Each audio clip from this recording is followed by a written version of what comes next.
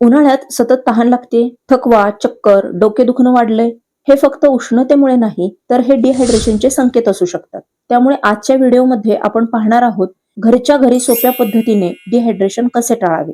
कारण उन्हाळ्यात शरीरातून घामाच्या रूपात फक्त पाणीच जाते असे नाही, तर त्यासोबत सोडियम, पोटॅशियम, क्लोराईड यासारखी महत्वाची खनिजे सुद्धा बाहेर पडतात.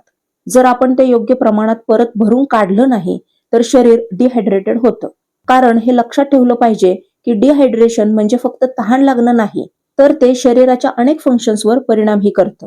म्हणूनच आजचे उपाय समजून घेणं खूप महत्वाचं आहे, जे शास्त्रीय दृष्ट्या सिद्ध तर आहेतच, शिवाय आपल्या स्वयंपाकघरातूनच तयार करता येतील असे उपाय आहेत. हे उपाय हायड्रेशन वाढवतील आणि उष्णतेतही ऊर्जा टिकवतील. त्यासाठी पहिल्यांदा डिहायड्रेशन म्हणजे काय आणि ते का होते हे समजून घेणं गरजेचं आहे. आपले शरीर हे 70% पाण्याने बनलेलं असतं, पण उष्णतेत घामामुळे दररोज अंदाजे 2 ते 2.5 लिटर पाणी गमावले जाते. या पाण्यासोबतच सोडियम, पोटॅशियम यासारखे इलेक्ट्रोलाइट्स घामावाटे बाहेर पडतात. शास्त्रज्ञांच्या म्हणण्यानुसार 2% पाण्याची कमतरता सुद्धा एकाग्रता कमी करते. कारण जेव्हा शरीरातील पाण्याचं प्रमाण कमी होतं आणि इलेक्ट्रोलाइट इम्बॅलन्स होतात, तेव्हा एनर्जी कमी होते, मेंदूचं काम मंदावतं, शरीराचं टेम्परेचर कंट्रोल ही बिघडतं. यासोबतच याची काही प्राथमिक पण तीव्र स्वरूपाची लक्षणेही आपल्याला दिसतात. ती म्हणजे तोंड कोरडे पडते, थकवा जाणवतो, लघवीचे प्रमाण कमी होते, युरिनचा कलरही डार्क होतो. तर ही झाली डिहायड्रेशनची ओळख.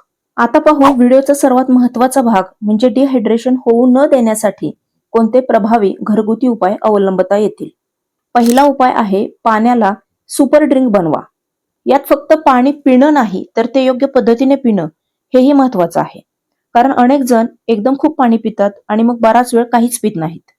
त्यासाठी थोड्या थोड्या वेळाने पाणी प्या. तहान लागायची वाट पाहू नका. दिवसाला साधारण 2.5 ते 3 लिटर पाणी पिणं गरजेचं आहे. हे प्रमाण व्यक्तीनुसार बदलूही शकते. दुसरा घरगुती उपाय म्हणजे लिंबू साखर पाणी. हे झालं ORS होममेड व्हर्जन. कारण शरीराला फक्त पाणी पुरेसं नसतं, तर शरीराला सॉल्ट सुद्धा गरजेचं असतं. त्यामुळे घरच्या घरी ORS तयार करा. त्यासाठी 1 ग्लास पाणी, अर्धा लिंबू, 1 चमचा साखर, चिमूटभर मीठ मिक्स करा आणि प्या.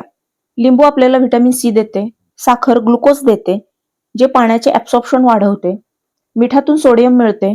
त्यामुळे वर्ल्ड हेल्थ ऑर्गनायझेशन WHO यांच्यानुसार हे नैसर्गिक ORS आहे, जे 10 मिनिटात ऊर्जा देते, शरीरातील इलेक्ट्रोलाइट बॅलन्स ही मेंटेन करते. तिसरा घरगुती उपाय आहे नैसर्गिक पाणी देणारे पदार्थ खा. काही फळे आणि भाज्या शरीराला हायड्रेशन देतात. उदाहरणार्थ कलिंगड, काकडी, नारळ पाणी, संत्री, कोथिंबीर यामध्ये पाणी प्लस मिनरल्स दोन्ही असतात. यामध्ये नारळ पाण्याचा विचार केला तर नारळात नैसर्गिक पोटॅशियम असते, जे हृदय व स्नायूंसाठी आवश्यक असते. काही रिसर्चमध्ये असे आढळून आले आहे की एक्सरसाइज नंतर जर नारळ पाणी पिलं तर डिहायड्रेशन हे सुमारे 40% कमी होते. नारळ पाण्यात चिमूटभर जिरे पावडर ही तुम्ही टाकू शकता. त्यानंतर यामध्ये कोथिंबीरीचा विचार केला. 1 मुठभर कोथिंबीर रात्रभर पाण्यात भिजवा, सकाळी गाळून प्या. कोथिंबीरमध्ये अँटीऑक्सिडंट्स असतात, जे उष्णता कमी करतात आणि हायड्रेशन रोखतात. आयुर्वेदात हे शीतल म्हणून ओळखले जाते. त्यानंतरचा घरगुती उपाय आहे दही जिरे लस्सी. ताजे फ्रेश घट्ट लावलेल्या घरगुती दह्यापासून लस्सी बनवा. त्यात चिमूटभर जिरेपूड घाला.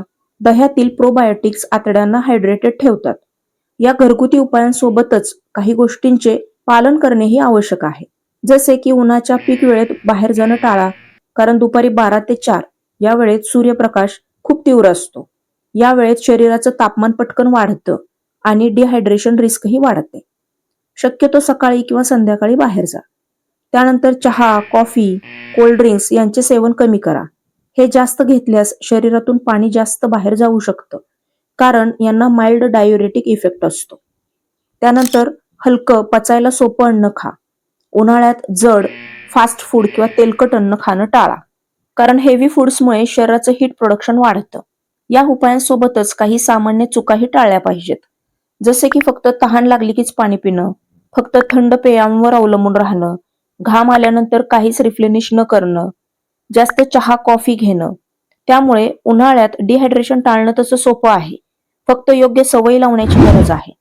पाणी प्लस इलेक्ट्रोलाइट्स प्लस योग्य आहार पुरेसा आहे.